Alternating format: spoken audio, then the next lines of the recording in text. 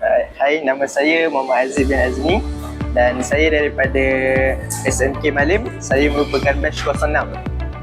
Saya merupakan antara salah satu pelajar cemerlang di PTNA yang memperolehi 8A dan 1B+. Alhamdulillah, saya sangat teruja dan happy sebab capai target saya untuk memperolehi 8A. Saya juga berterima kasihlah kepada semua rakan-rakan, ibu bapa dan juga guru-guru yang mengajar saya. Saya sangat happy.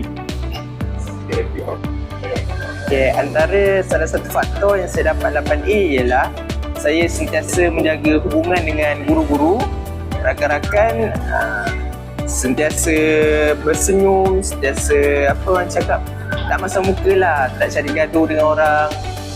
Lepas tu saya rasa antara salah satu rahsianya ialah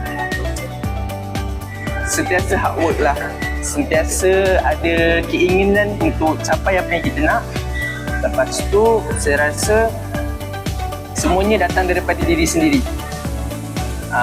PTNA juga banyak membantu saya, antaranya mereka mengadakan program-program seperti matematik.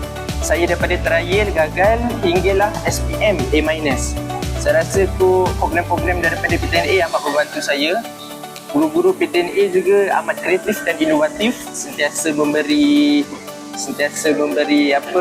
idea-idea baru, sentiasa memberi jalan pendek untuk menyelesaikan masalah. Saya rasa itu saja daripada saya. Terima kasih.